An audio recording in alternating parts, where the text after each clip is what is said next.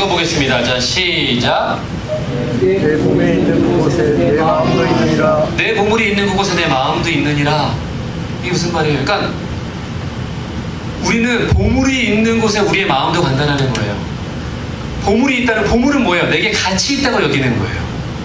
우리는 가치 있다고 여기는 것을 믿습니다. 가치 있는 것을 기준으로 삼아요. 나는 세상을 살아가는데 내 기준을 가치 없는 것으로 삼을 거야 라고 하는 사람 아무도 없습니다. 내가 정말 가치 있다고 여기는 것을 기준으로 삼고 그것을 내 믿음의 근거로 삼아요.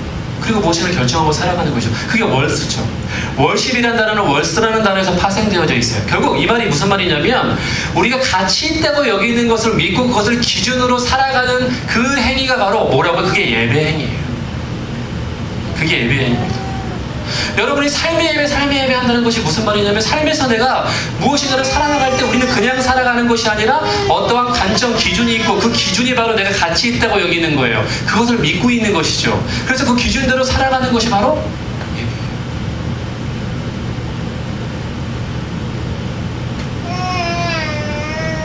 내가 누구를 예배하느냐? 하나님을 예배한다고 하면서 나는 하나님을 가치 있다고 여기지 않고 세상에서 설정해놓은 어떤 그 기준을 가치 있다고 여기면서 하면 나는 그것을 예배하는 거예요. 내가 그것을 기준으로 살아가니까요. 그걸 가치 있다고 여기는 것이니까요. 내가 아무리 하나님 믿습니다 얘기하는 것과는 상관없어요. 자, 그러면서 요한복음 4장 23절 24절에 오늘 그 티에도 써있던 선물로 드리는 티에도, 그러니까 이 예배에 대해서 예수님이 알려주는 거예요. 그 사마리아 여인에게. 사마리아 여인이 이렇게 얘기하죠. 자, 우리가 어디서 예배를 드려야 됩니까? 맞죠? 우리 조상들은 이 산에서 예배했는데 당신들 유대인들은 예배할 곳이 예루살렘에 있다고 대체 어디서 예배하는 것이 올바른 겁니까? 그러니까 예수님이 뭐라고 하셨냐면 이제는 어디서 예배하는가는 중요하지 않아.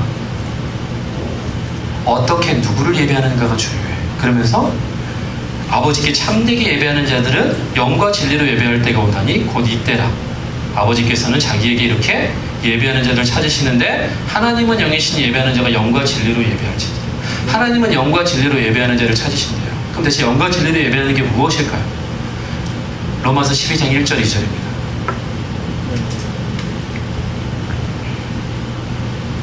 로마서 12장 1절 2절. 제가 이 성경 말씀을 설명해드리면서 읽어드릴 테니까 잘 쫓아오시기 바랍니다. 영과 진리로 예배하는 게 어떤 것인지 바로 이 로마서에 우리가 좀 알 수 있도록 써 있습니다. 자, 읽어드릴게요. 12장 1절에 그러므로 형제들아 내가 하나님의 모든 자비하심으로 너희를 권하노니 너희 몸을 하나님이 기뻐하시는 거룩한 산제물로 드리라. 이는 너희가 드릴 영적 예배니라. 영적 예배에 대해서 나와. 영과 진리로 예배하는 자를 찾으시는데 영적 예배가 뭐냐면 우리를 거룩한 산제물로 드리래요. 우리 몸을 산제물로 드리라는 게 대체 어떤 의미일까요? 너희 몸을 하나님이 기뻐하시는, 이 기뻐하시는 의 원래 의미가 뭐냐면 억세답 하나님이 받으실 만한, 하나님이 인정하실 만한 뜻이에요. 그러니까 하나님이 인정하실 만한, 하나님이 받으실 만하게 너희 몸을 산 제물로 드려. 근데 그게 너희들이 영적 예배야. 근데 그것이 2절에 써 있어요. 여기서 우리가 번역이 빠져 있지만 영어로는 and 그리고 또 헬라어에는 카이저 독사가 들어가 있으니까 그러므로 그래서 또한 이런 단어가 포함되어 있는 거예요. 그러니까 이런 거죠. 자, 하나님을, 너희 몸을 하나님이 받으실 만한 거룩한 산제물로 드려. 이것이 너희가 드릴 영적 예배인데 그러므로 그래서 너희는 또한 이 세대를 본받지 말라는 게 뭐예요? 이 시대가 주는 가치관, 이 시대의 세계관을 본받지 말라는 거예요. 이 시대의 세계관을 본받지 말고 오직 마음은 뭘까요? 생각. 너희들의 생각을 새롭게 함으로 변화를 받아. 새롭게 한다는 건 완전히 새롭게 되는 거예요. 완전히. 그래서 변화를 받아. 이건 체인지가 아니라 트랜스포머 하는 거예요. 트랜스포머라는 영화 있죠? 자동차가 로봇으로 완전 다른 존재로 변하잖아요. 똑같이 이런 거예요. 너희들이 완전히 다르게 변화돼. 너희들의 생각이. 그래서 하나님의 선하시고 기뻐하시고 온전하신 뜻이 무엇인지 분별하도록. 이 분별은 부르고 증명하고 입증하다는 뜻이에요. 분별하다고 하니까 헷갈리는데. 그러니까 이런 거죠. 너희들이 하나님이 원하시는, 하나님이 인정할 만한 너희 몸을 산제물로 드리는 게 영적 예배인데 그것은 뭐냐면 이 시대의 세계관을 본받지 말고 오직 너희들의 생각을 새롭게 함으로 하나님의 선하시고 기뻐하신 온전하신 뜻, 하나님의 태초에 창조하셨던 보시기에 좋았던 그 관점으로 너희들이 생각이 변화돼서 그것을 이 땅 가운데 증명하는 거예요. 입증하며 사는 것이 너희가 드릴 영적 예배고 산재로 드리는 것이다. 하나님은 이렇게 예배하는 자를 찾으신다. 그렇죠? 어디서 예배하는 게 아니라 어디서나 예배를 드릴 수 있는데 너희들이 어떻게 예배를 드리느냐가 중요한 시대가 온다는 예수님 이후로 이제는 전혀 다른 차원의 예배가 드려지는 것이죠. 이게 신약 이후의 예배예요. 이게 우리가 드려져야 되는 예배라는 것이죠. 그리고 그렇게 살아가면서 그 기준을 가지고 예수님의 그 선하신 하나님의 선하신 기뻐하신 온전하신 그 기준, 뜻, 그 기준을 내가 가치 있다고 여기고 그것을 내가 믿고 그렇게 살아가면서 만들어내는 그 모든 것이 예배 행위고 그 결과물이 뭐라고요? 문화다.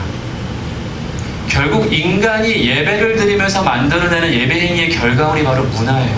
그래서 우리가 뭘 예배하고 있는지는 그 시대의 문화를 보면 알 수 있는 거예요.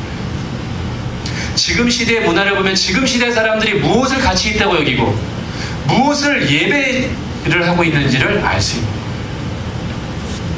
그게 사람들이 가치 있다고 여기는 기준, 세상을 바라보는 관점이기 때문에 그렇습니다. 하나님을 예배한다고 하지만 내가 돈을 예배할 수 있어요. 그럼 모든 것이 돈이 기준이에요. 성공의 기준도 돈이죠. 왜 그 직업을 갖기를 원합니까? 돈을 많이 버니까. 여러 가지 의미를 부여하지만 결국은 돈이죠. 월급 30만 원밖에 안 받는데 의사가 변호사 돼봤자 월급 50만 원밖에 안 받는다고는 많은 사람들이 변호사를 할까요? 변호사라고 할까요? 기준이 뭡니까? 가치 있다고 여기는 기준은 돈이죠. 지금 돈을 예배하는 시대. 경제라는 단어를 예배하는 시대. 경제라는 영어가 이코노미라는 단어예요. 이코노미는 오이코노모스라고 하는 헬라어에서 파생됐습니다. 그게 바로 청지기예요. 청지기 역할이 뭡니까? 주인의 곳간을 잘 관리해서 골고루 분배하고 나눠줘야 되는 역할이 청지. 그게 경제의 성경적인 원리예요. 하지만 경제가 하나님의 기준을 따르지 않고 자신이 주인이 되어서 새로운 기준을 설정해놨으니 골고루 나눠주는 것이 아니라 누구는 많이 갖고 누구는 적게 갖는 이러한 불평등한 세상이 되어버린 것이죠. 자신이 정복자. 그러니까 하나님의 나라가 더 황폐해져 가고 있는 거예요. 그걸 예배하는 거죠. 지금의 한국 교회의 문화를 보면 한국 교회가 뭐를 예배하고 있는지를 알 수 있는 거예요. 1000만 명이 교회를 다닌다는 게 중요하지 않습니다. 진정한 크리스찬, 하나님의 시각을 가지고 예수님의 기준을 가지고 살아가는 그런 세계관을 가지고 살아가는 그것을 예배하는 온전한 예배자가 있는 곳은 문화가 다르죠. 그게 기독교 문화예요. 그게 지저스 컬처입니다. 예수님의 생각을 가지고 그 기준대로 살아가면서 만들어내는 모든 게 기독교 문화입니다. 기독교 용어가 들어가는 음악이나 어떤 거는 종교적인 컨텐츠가 기독교 문화가 아니에요. 그 사람의 세계관이 바뀌지 않으면 그 사람이 만들어내는 모든 문화는 기독교적이지 않습니다. 제가 문화사역을 20년 넘게 해왔는데 문화사역을 하려면요 먼저 그걸 만드는 사람들의 생각, 세계관이 바뀌어야 돼요. 그게 바뀌지 않는 음악, 미술, 콘텐츠, 기획, 행사 다 필요 없습니다.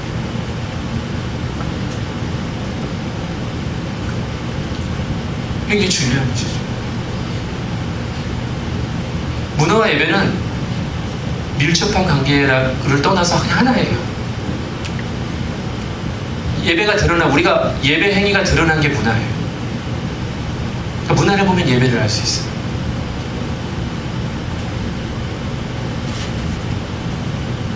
그래서 결국 예배 회복이 문화 회복하는 거예요.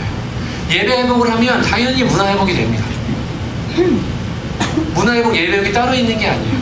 한 사람 한 사람의 예배 회복이 되면 그 기준이 바뀌면 문화도 회복되는 거죠. 그러니까 예수 그리스도께서 이 땅 가운데도 구속하셔서 모든 것을 회복하신 게 결국은 예배 회복이며 문화 회복이에요.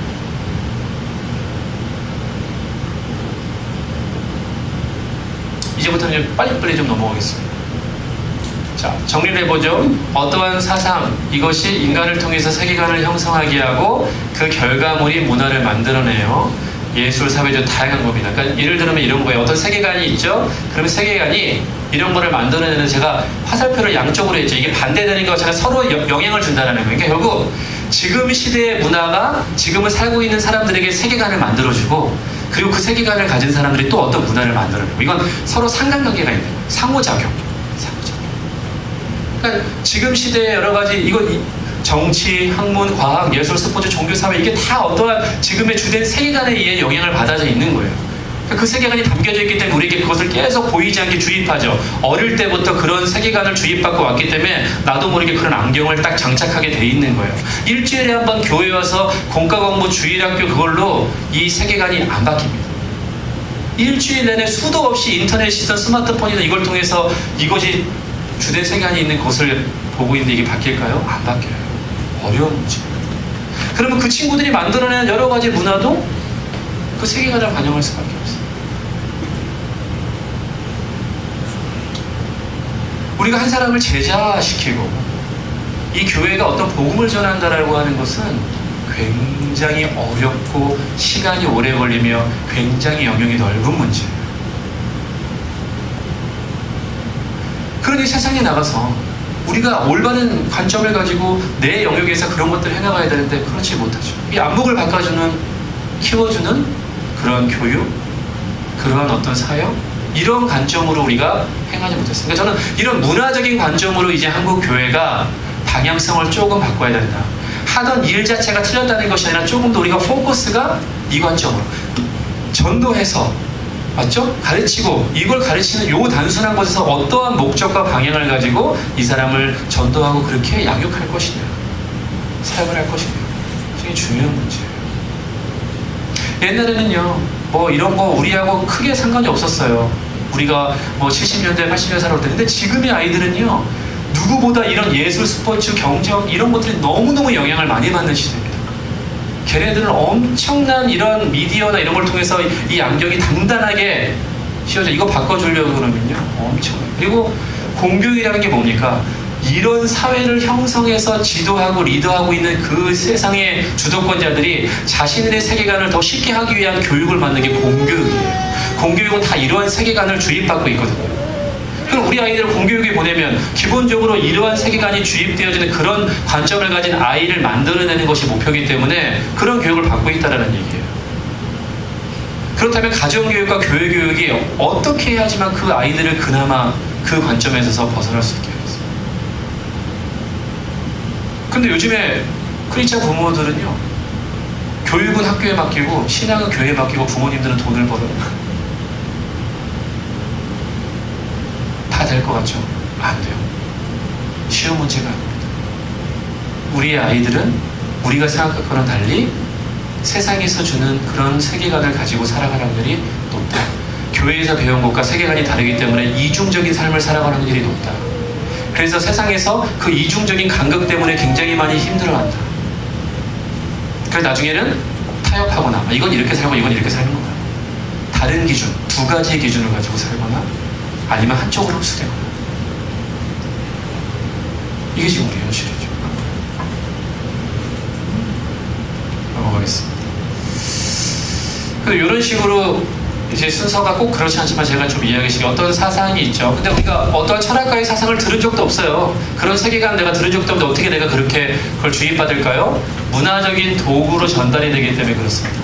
어떤 도구가 있고 도구가 사람에게 인식돼요. 근데 어떤 사람이 아우 말도 안 되는 얘기야. 근데 버리면 끝이에요. 하지만 맞는 것 같은데? 내가 고민하던 문제인데? 그게 맞는 것 같다고 받아들이면 그 사람에게 세계관이 되고 그다음부터 그 사람이 세계관이 문화로 만들어지게 되는 거예요. 근데 이게 몇 사람만 있으면 그냥 하나의 현상, 트렌드로 끝나지만 굉장히 많은 사람에게 영향을 미치면서 메가 트렌드가 되면 문화로 정착이 되는 거예요.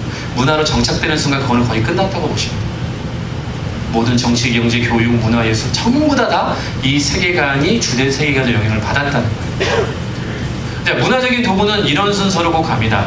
어떤 철학가가 사상을 제일 먼저 얘기하면 미술가들이 제일 먼저 받아들여요.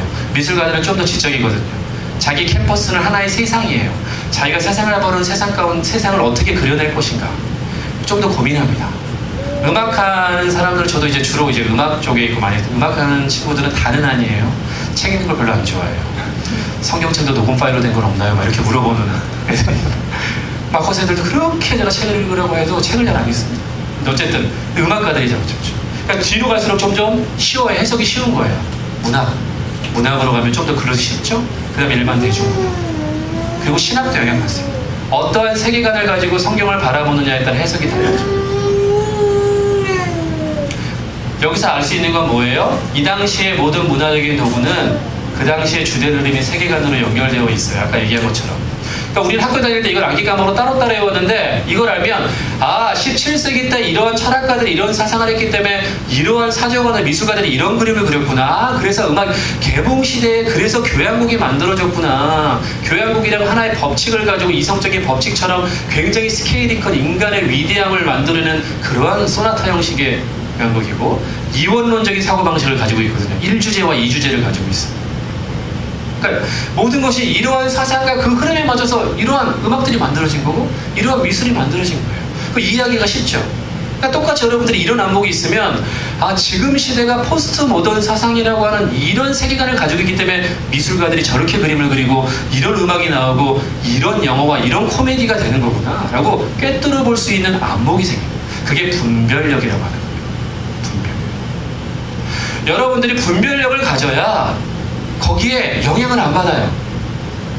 여러분들이 올바른 기준을 가지고 있어야 분별이 생겨요. 그러니까 많은 사람들이 제가 강의나 물어봐요. 그래서 그 영화는 기독교적인가요? 그 음악은 들어도 되나요? 그 음악이 나쁜 건가요? 이렇게 물어봐요. 제가 분명하게 말씀드리는 것은 100% 기독교적인 것도 없고 100% 기독교적이지 않은 건 없습니다. 모든 인간이 만들어낸 것은 무자르듯이 흙과 백으로 나눌 수 없어요.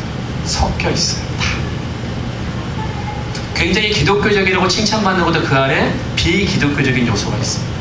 우리를 보면 그렇죠. 우리가 하나님의 자녀이지만 우리 안에 100%다 하나님의 관점들을 사나요? 바울이 얘기한 것처럼 항상 싸우잖아요. 죄된 모습을 보고. 그게 현실이에요. 세상은요, 검정색도 아니고 흰색도 아니고 회색이에요. 그래서 우리가 성경 안경을 쓰고 시력이 교정되면서 그 안에서 검정색과 흰색을 분별할 수 있는 거예요. 굉장히 중요합니다.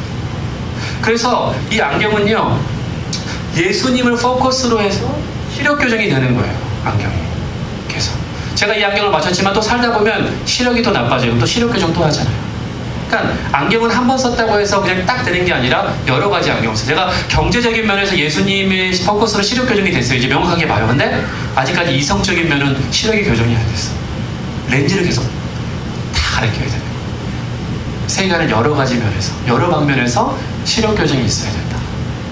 그리고 그러니까 옛날에는 이 문화적인 도구가 미디어예요. 다 미디어. 미디어가 발전되지 않았기 때문에 그림 이런 거니까 막 한 번 사상이 나오면 100년 걸립니다. 100년. 문화로 자리 잡는데. 그러니까 17세기 때 나왔던 그 사상이 18세기 낭만주의 때 100년 후에나 사조로 딱 자리 잡으니까 100년이나 걸리죠. 근데 지금은 동시에 일어나요. 미디어가 발전돼 있어서. 동시에 퍼져요. 더 빠르죠. 그런 시대를 살고 있는 거예요. 그러니까 우리가 예술사나 역사를 보면 나중에 가면 19세기 말 20세기 보면 그 같은 같은 20세기에 막 사조가 막 몇십 년마다 계속 10년마다 나오고 막 같은 애 막 여러 개 나와요. 미디어가 발전돼 있어서. 그러니까 인간의 세계관은 항상 창조된 산물에 드러납니다. 우리 행동. 그래서 그걸 뭘로 제일 볼 수 있냐면 건축물로 제일 잘 드러납니다. 인간의 건축물이 그것이 집약되어져 있어요. 그래서 모든 사조에 건축물이 딱 집약되고 그 다음 사조로 넘어갑니다. 그래서 스카이라인을 바라보면 여러분 동네에 올라가서 제일 높은 데 가서 도시를 바라보세요. 그러면 그 도시가 뭐를 예배하는지 딱 알 수 있어요. 이곳은 뉴욕이에요. 뉴욕의 맨하튼. 지금 미국이 가장 강한 나라고 그 미국 안에서 뉴욕이라는 도시가 모든 것의 중심입니다. 그곳의 맨하탄이 가장 핵심적인 도시죠. 이 도시의 스카이라인은 여기 있는 엠파이어 스테이트 빌딩과 이제 이쪽에 록펠러 빌딩을 기준으로 모든 것이 도시가 재편성되어 있고 이 모든 것들은 경제 중심, 경제를 예배하고 있는 도시죠. 또 하나의 도시, 지금의 또 이 모습을 갖추고 있는 르네상스의 꽃을 중세 피렌체라는 도시 이탈리아예요. 여기의 중심은 교회입니다. 교회보다 높은 건물은 없습니다. 이 당시의 사람들은요, 가장 높은 곳에 교회를 두고 나머지 도시를 계획했어요. 이게 관점이 다른 거예요. 재밌는 건 뭐냐면 지금의 모든 나라의 모든 도시는 하나님이 그 땅의 풍토와 기후와 민족성을 다 달리해서 다른 건물들, 다른 것들이 세워져야 됨에 불구하고 획일화된 발전 과정을 겪고 있어요. 야경을 보면 그것이 도쿄인지 뉴욕인지 서울인지 다 똑같습니다. 그 말은 무슨 말이에요? 똑같은 기준 세계관이 그 사람들에게 영향을 주고 있다는 거예요. 그러니까 같은 관점을 가지고 같은 발전 과정을 겪으면 같은 것을 추구하고 같은 도시를 건설하는 거죠. 같은 것을 예배하고 있어요. 성경의 창조성은요 다양해요. 하나님이 만드신 모든 것은 똑같은 둘이 없습니다. 쌍둥이도 달라요. 근데 인본주의적인 기준은 획일합니다. 공산품처럼 찍어내요. 우리는 마치 크리스찬이라는 모습이 어떤 모습이 있어서 그걸 똑같이 로봇처럼 추구하는 것 같이 여겨져요. 그렇지 않아요. 사람마다 성향이 다르고 환경이 다르기 때문에 하나님의 기준은 하나지만 그것은 사람마다 다양한 해답을 가지고 다양성 있는 삶을 만들어 나갑니다. 근데 모든 교회가 똑같은 사역 구조와 똑같은 사역을 하고 똑같은 조직을 가지고 있다는 것도 저는 이해가 안 되는 거예요. 교회가 대체 무엇을 예배하고 어떤 기준을 가졌기에 맞죠? 무엇을 예배하고 있는지. 우리의 정체성에 대해서 우리의 정체성이 무엇인지를 잘 알고 있는가? 우리가 세상을 바라보고 있는 기준이 무엇인가? 엄밀하게 자아 성찰을 해야 돼요. 예배는 쉽게 드려지는 것이 아니고요. 우리의 신앙생활은 쉽게 잘하는 게 아니에요.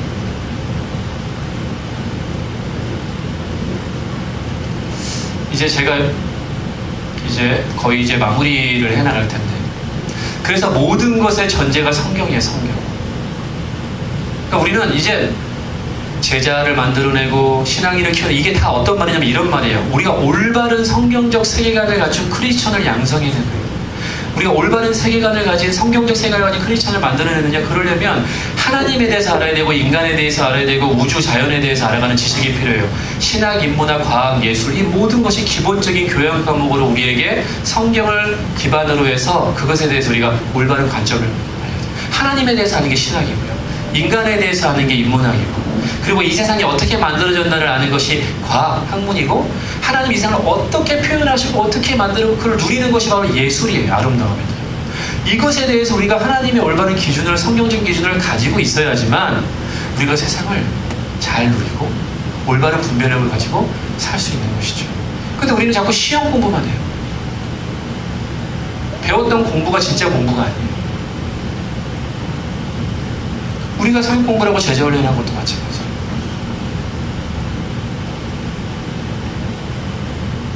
그래서 어떤 생각을 갖느냐가 어떤 문화를 결정합니다. 그래서 그것은 어떤 신앙과 믿음을 가졌느냐를 하는 것이고 예배를 반영합니다. 그래서 저는 이렇게 정리합니다. 우리의 생각이 변하면 그 사람이 삶이 새롭게 되고 세상을 바꾸게 됩니다. 중국 속담에 이런 말이 있어요. 듣는 것은 쉽게 잊어버리나 보는 것은 기억하게 되고 경험하는 것은 이해하게 된다. 우리는 모든 교육이 듣는 것에서 끝나요. 쉽게 잊어버려요.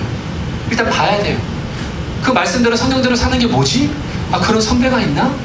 나는 디자인인데 디자인하는 크리스찬 중에 정말로 말씀대로 살아가는 디자인 선배가 있나? 봐야 돼요. 보질 못하니까 어떻게 살아가는 건지 기억을 못해요. 그리고 자신이 그렇게 살아나갈 때 경험하게 되는 거죠. 이 예배당에 와서 예배 모임에 참여하는 것으로 모든 걸 알 수 있는 게, 안다라는 것은 듣고 보고 체험하는 거예요. 이 세 가지가 어우러지는 교육이 이루어져야 되고, 그것이 교육과 사역으로 연결되어져야 되며, 맞죠? 교회는 그런 식으로 방향이 바뀌어야 합니다.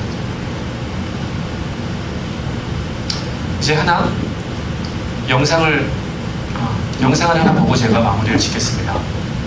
영상 한 개 보겠습니다. Why, you're a cat. I'm just a cat. Stormy where the ball go. Oh, wait! Don't go, please! Very well. Don't come. Oh, no. Thank you, but I just wanted to ask you which way I ought to go. Well, that depends on where you want to get to. Oh, it really doesn't matter. As long as I... Then it really doesn't matter which way you go. 네, 굉장히 짧은 애니메이션이죠. 엘리스라는요, 애니메이션이에요. 루이스 캐럴이 쓴 소설입니다. 고갱과 같은 시대에 살았어요. 고갱의 질문에 대한 답입니다. 자, 여기서 물어보죠. 앨리스가 길을 잃었어요. 이 고양이한테 물어봐요. 나에게 길을 가르쳐줘. 그랬더니 고양이가 뭐라고 말해요? 그건 네가 어디로 가고 싶으냐에 따라 달려있지. 앨리스가 뭐라고 대답해요? 난 어디로 가도 상관없어. 그럼 고양이가 뭐라고 해요? 그럼 넌 어떻게 어디로 가도 상관없어. 너는 어디서 왔고 너는 무엇이며 너는 어디로 가는가. 그 시대에 루이스 캐럴이 답해주는 거예요. 넌 어디로 가도 상관없어. 네가 최선이라고 생각한 그 길을 네가 선택해서 가면 그 길이 진리야. 올바른 진리라는 것은 없어. 올바른 길이라는 것은 없어. 네가 그 길을 선택해서 그 길을 가면 최선이라고 생각한다면 그 길이 너의 길이야 라고 얘기한 게 19세기 말의 세계관이고 그게 20세기의 현대를 낳았어요. 지금의 많은 사람들은 내 길을 내가 선택해서 그것이 최선이라고 그러면 내가 열심히 한다면 내가 그걸 믿으면 그게 올바른 길이지 뭐 라고 생각해요. 아니에요. 예수님은 내가 곧 길이요 진리요 생명이니 나로 말미암지 않고선 아버지께로 갈 자가 없느니라. 우리에게는 객관적인 길이 있고 우리가 가야 될 기준인 진리의 길이 있습니다. 제가 부르신 곳에서의 그 브릿지 가사가 바로 이거예요. 내가 걸어갈 때 길이 되고 살아갈 때 삶이 되고. 우리는 어떤 길을 가야 될지 알고 있어요. 지금의 세상은요, 야, 올바른 길이란 없어. 그 길을 네가 선택하면 돼. 그 길을 최선을 다해서 가. 아니요, 올바른 길은 있습니다. 우리는 그 길을 내가 걸어가야만 돼요. 그랬을 때 그 진리로 내가 아버지께 가는 거예요. 그래서 내가 올바른 삶이 되는 거예요. 그래야 내가 걸어갈 때 길이 되고 그것이 진정한 삶이 되고 그 부르신 곳에서 내가 예배하는 거예요. 오늘 이후로 여러분들은 조금 그 혹시 부르신 곳에서를 찬양하게 되면 좀 은혜의 깊이가 달라지기로 합니다. 단순하게 내가 있는 곳에서 찬양하고 이런 게 아니에요. 그건 치열한 싸움입니다. 내가 가야 되는 의지가 반영되어야지. 올바른 길인지를 알아야 되는 것이죠. 부르신 곳에서 예배하는 건 그렇게 어려운 거예요. 그래서 어떤 상황에서 내가 예배하려고 노력해야 되는 것이죠. 저는 오늘 좀 부족하게 여러분들에게 좀 이 얘기를 나눴는데요.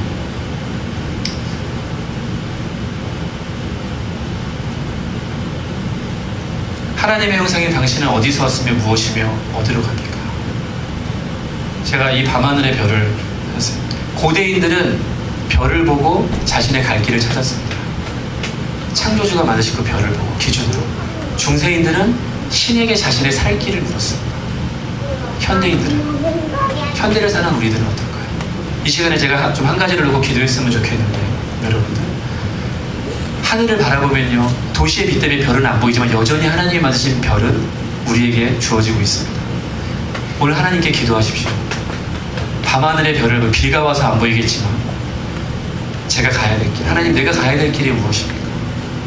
하나님 내가 살아가야 될 길이 어떤 것입니까? 보여주십시오. 하나님이 이 세상을 바라보시는 그 시각을 갖기를 원합니다. 제가 그 믿음을 소유하기를 원합니다. 그래서 그것을 가치 있다고 여기고 그렇게 예배하며 살아가겠습니다. 보여주십시오. 하나님 약속하셨습니다. 믿음을 가지면 볼 것이라고 약속하셨습니다. 그러면 여러분들이 이제 그 길이 보일 것이고 여러분들이 가야 될 길, 여러분들이 살아야 될 길이 보이게 될 것입니다. 이 시간에 그것을 놓고 좀 다 같이 기도하셨으면 좋겠습니다. 다 같이 기도하겠습니다. 사랑하는 아버지 감사합니다. 아버지 역사해 주시고 인도해 주시고 함께해 주시옵소서. 그곳에 있는 아버지 귀한 하나님